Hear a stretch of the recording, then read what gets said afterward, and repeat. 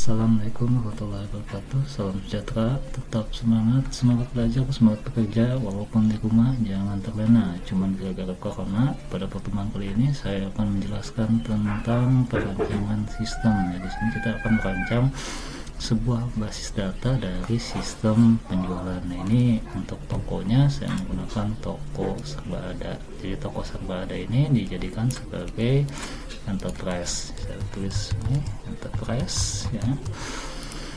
Kemudian dari faktor ini kita bisa lihat nih, ini ada konsumen. Nah, ini konsumen ya. Bisa tulisin di sini, berarti ada konsumen yang pertama. Ini untuk entitasnya nanti. Kemudian nih ada tanggal, dari tanggal transaksi, ada faktur nomornya, nomor faktur, dan ada total. Nah, ini saya sebut sebagai transaksi ya, transaksi. Kemudian di sini ada barang nih, barang ya, kode barang, ada nama barangnya, terus ada harga. Nah, ini kode barang, harga barang nih, ini sama harga ini masuknya ke barang. Berarti nanti di sini ada barang ya, ada barang. Nah, di sini ada quantity. Ini quantity nih ya. Untuk quantity ini nanti masuknya sebenarnya sama jumlah itu ke detail ya, karena nanti ada hubungan banyak ke banyak antara transaksi dengan barang. Nah, untuk quantity sendiri di barang itu nanti masuknya di stok. Kenapa stok? Karena nanti stok yang ada ya, kemudian ada orang yang membeli, maka stok yang ada sekarang jadi berkurang sebanyak yang dibeli itu. Jadi rumusnya itu stok ya, stok yang sekarang itu sama dengan stok lama ya, stok lama dikurangi dengan kuantiti yang dibeli, dan inilah jadinya stok. Jadi stok itu nanti masuknya ke barang. Nah ya, kemudian yang terakhir ya, yang terakhir ini adalah kasir ya.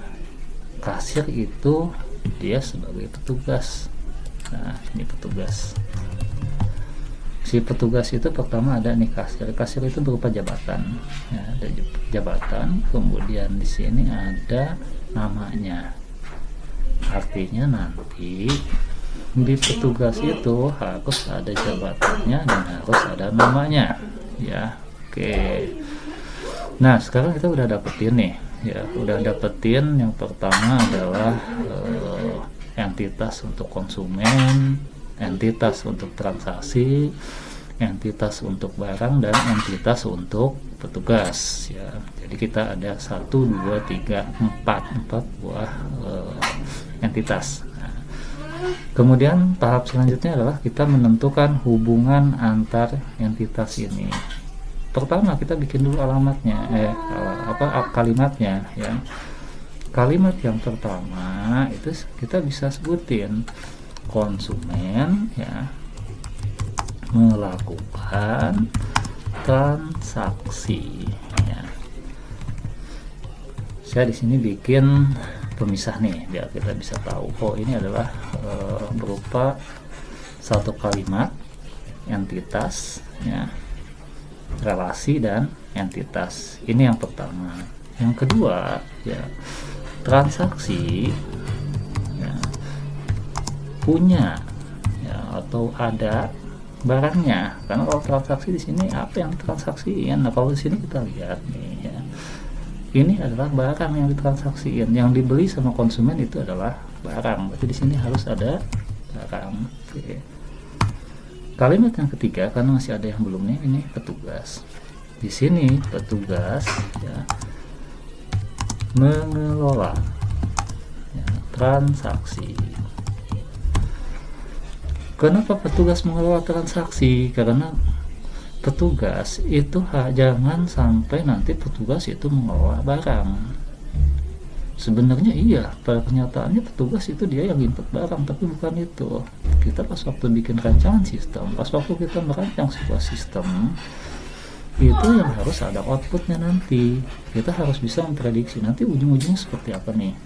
Contoh misalkan gini, petugas mengelola barang, anggaplah saya bikin kayak gitu ya, petugas mengelola barang. Jadi nanti satu petugas dia bisa mengelola beberapa barang atau banyak barang ya. Artinya ID situ petugas nanti harus ditarik ke tabel barang, itu nggak mungkin. Makanya harusnya petugas mengelola transaksi. Di mana lihatnya ini? Ya.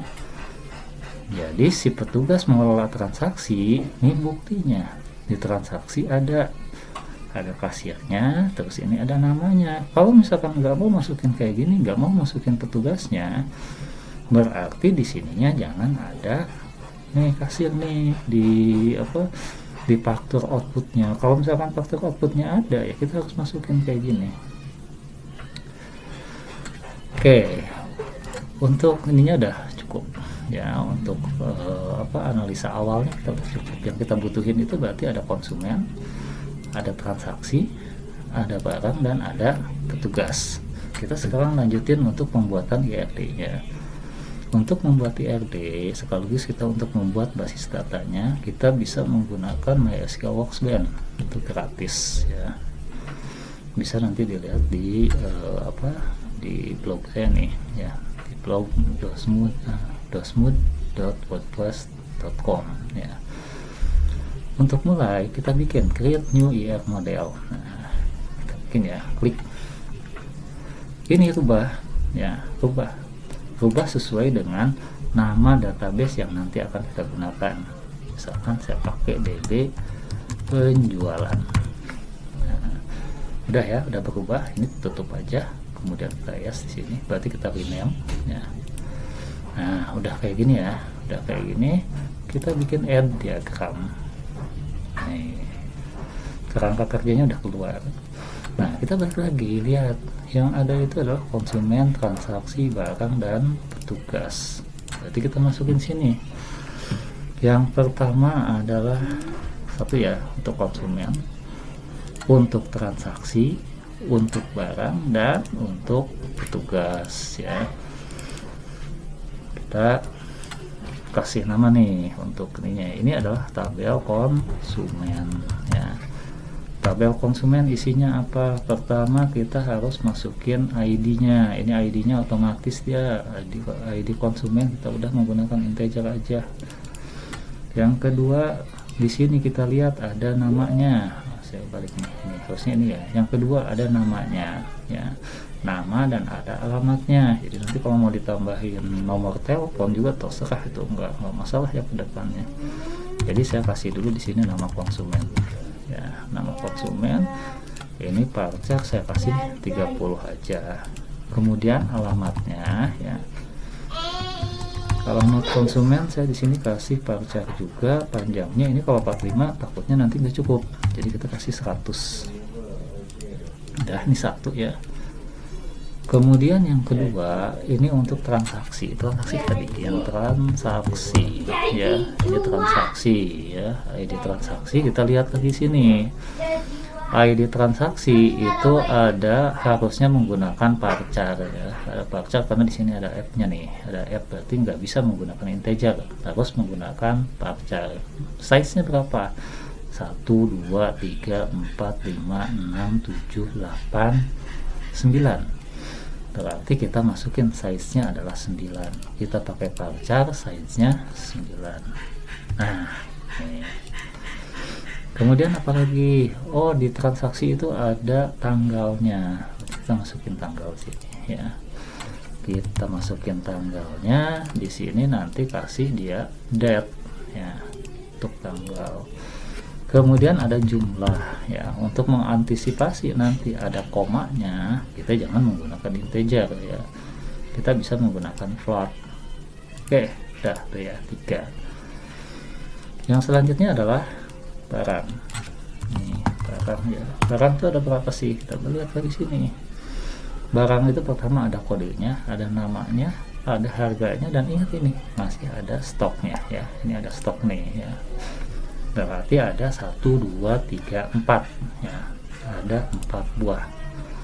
Yang pertama ID barang. ID barang kita lihat lagi. ID barang itu ternyata ada B-nya. Oh, artinya ini harus menggunakan varchar. Ada berapa size-nya? 1, 2, 3, 4, 5, 6. Berarti varchar dengan panjang atau size-nya adalah 6. Nih ya. Nama barangnya. Nama barang ya. Untuk nama barang di sini kita bisa kasih 30. Cukup lah kayaknya. Kemudian tadi ada lagi harga ya. Kalau harga ini pasti kita bisa menggunakan integer ya. Kemudian ada stok. Stok kita sama, kita gunakan juga integer di sini. Nah, kemudian yang terakhir adalah petugas. Petugas ya. Petugas pertama ada ID petugas. Mau menggunakan integer boleh, mau menggunakan varchar juga boleh, jadi terserah aja ya, ini bebas ya. Kemudian nanti ada nama petugasnya. Nama petugas ini nanti kita kasih varchar, kasih panjangnya jangan terlalu panjang, kasih 30 aja cukup. Kemudian nanti karena tadi ada jabatan, kita masukin lagi jabatan di sini. Ada jabatan panjangnya jangan panjang-panjang, 15 cukup. Nah, ingat nih di sini, karena kita petugas, kita harus masuk ke dalam sistem, berarti harus ada yang namanya hak akses. Berarti harus dia harus login. Login berarti harus ada username ya dan password. Username-nya ya nggak usah panjang-panjang, ini maksimum aja kasih 15. Untuk passwordnya juga sama. Passwordnya nanti menggunakan varchar, panjangnya 15 juga. Oke. Nah, sekarang kita masukin ke ini ya, relasinya. Konsumen melakukan transaksi. Di sini satu konsumen bisa melakukan beberapa kali transaksi. Satu konsumen bisa melakukan beberapa kali transaksi. Di mana lihatnya? Ini kita kalau misalkan belanja, kita bebas aja, mau 2 kali, mau 3 kali, mau 4 kali, kita bebas. Tapi pas waktu kita belanja 2 kali, nomor fakturnya nggak mungkin sama. Jadi yang di sini harusnya 1 ke banyak ya, atau 1 ke M ya, atau 1 ke N. Kemudian transaksi punya barang. Nah, transaksi dia punya barang nih, satu transaksi dia punya 3, 1, 2, 3, berarti banyak.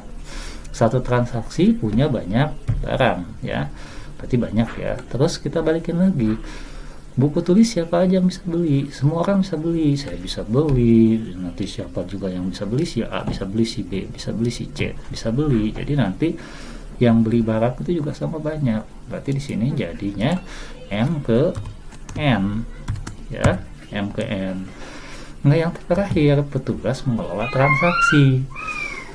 Si petugas dia satu petugas mengelola beberapa transaksi boleh ya kan ya. Ini transaksinya bisa banyak nih. Tapi satu transaksi ya, di sini satu transaksi hanya akan dikelola oleh satu petugas. Jadi relasinya 1 ke banyak ya. Oke, kita udah ketemu nih. Kita lanjutin. Karena kita lanjutin nih. Barang dengan transaksi. Di sini banyak ke banyak. Banyak ke banyak ya tadi ya yang saya bilang ya, banyak ke banyak. Ya, ini nanti kita ganti aja jadi detail di sini ada quantity, berapa banyak yang dibeli. Ini kita bisa menggunakan integer. Kemudian ada jumlah juga sama, jumlah kita bisa menggunakan integer untuk sementara ya, jumlah. Oke. Nah, sekarang kita tinggal bikin yang konsumen ke transaksi 1 ke banyak 1 ya. Kemudian yang transaksi ke petugas juga sama, ini banyak, ini 1. Oke, kita udah selesai ya. Untuk pembuatan IRD nya kita udah selesai. Kemudian kita simpan datanya, simpan save modelnya. Jadi untuk simpan save model saya bikin di sini aja di My Music, karena kita dia nggak terlalu banyak, nanti takutnya nanti salah.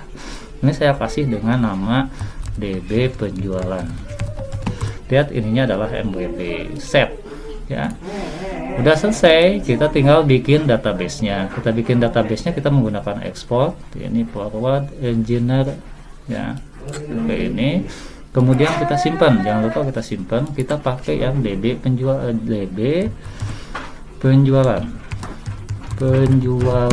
ya. Untuk DB penjualan ini save ya, tinggal di next aja. Nah udah di next, ini keluar nih ya, ini keluar nih coding untuk SQL nya, ini udah keluar otomatis. Kalau udah ya udah, selesai aja, finish. Oke, karena udah selesai sekarang. Oke, setelah kita dapatkan database-nya ya, file database-nya, ini tadi saya simpan di sini, ini file database-nya.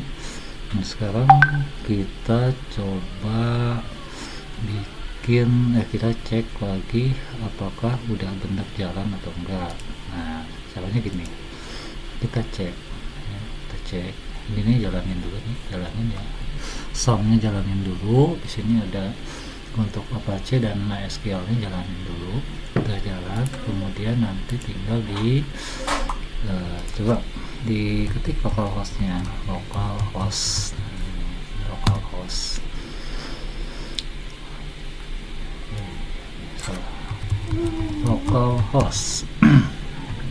yang sum, karena saya pakai ini koneksi internet. Ini localhost. Nah ini masih ada yang sama, masih ada dulu. Oke, ini udah nggak ada. Sekarang kita coba import ya, import yang tadi itu kan ada di sini ya, musik, ini data DB penjualan, nih DB penjualan. Kita open, kita go. Nah ini udah selesai, ini udah berhasil. Kita coba lihat DB penjualannya. Ini ada barang, ada detail konsumen, ada petugas, dan ada transaksi. Nah di sini juga sama, ada konsumen, ada transaksi, ada detail, ada barang, dan ada petugas. Jadi ini sama. Sekarang kita cek lagi apakah udah benar atau belum. Nah, di sini untuk barangnya itu ada ID barang, ada nama barang, ada harga, dan ada stok. Kita cek lagi di sini.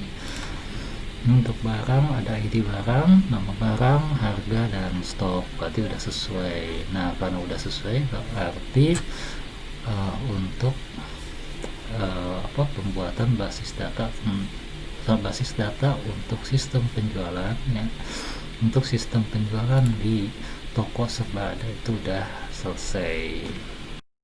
Untuk sesi ini kita cukupkan sampai di sini. Semoga bermanfaat. Jangan lupa subscribe, like, and share. Terima kasih atas perhatiannya. Assalamualaikum warahmatullahi wabarakatuh.